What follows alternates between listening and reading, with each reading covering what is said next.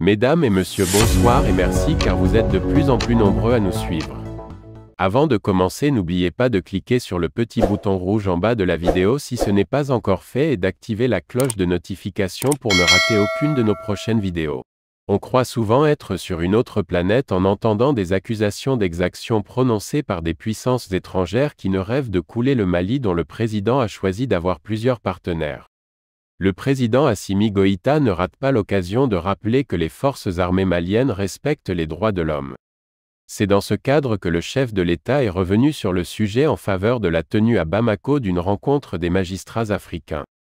Selon le président de la transition, malgré la complexité de la crise qui affecte le Mali depuis une décennie et dont il se relève progressivement grâce à la résilience de l'ensemble de ses fils, les autorités de la transition ont toujours placé au cœur de leurs actions le respect et la promotion des droits humains ainsi que la bonne gouvernance.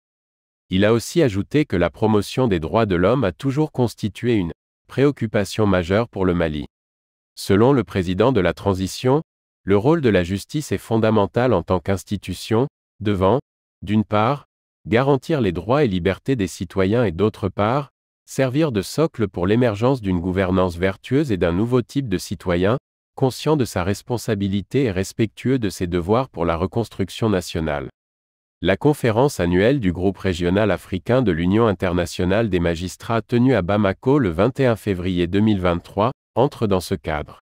D'ailleurs, la cérémonie a été présidée par le président de la transition, président du Conseil supérieur magistrature.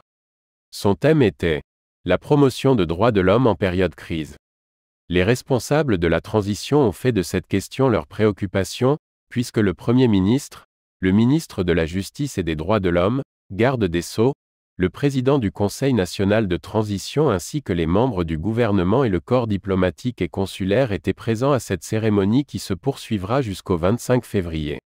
Selon le président Goïta, le thème retenu pour cette rencontre judiciaire présente un intérêt scientifique particulier dans la mesure où elle offre à l'occasion aux spécialistes des questions de droits de l'homme que sont les universitaires, les chercheurs, les professionnels du secteur de la justice ainsi que les organisations de défense des droits de l'homme de mener la réflexion sur les préoccupations liées à la thématique et de partager les pistes de solutions identifiées.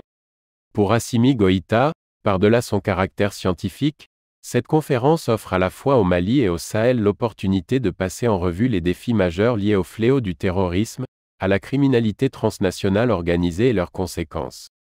En raison de l'ampleur et de la complexité de ces phénomènes, le président de la transition a encouragé les initiatives allant dans le sens d'une mobilisation sous-régionale, régionale et internationale afin de favoriser une réelle prise de conscience de l'impact négatif de ces phénomènes pour la paix, la stabilité sociale et le développement de nos États. C'est déjà la fin de ce flash d'information. Donnez-nous vos impressions en commentaire, et abonnez-vous pour ne rater aucune de nos prochaines vidéos.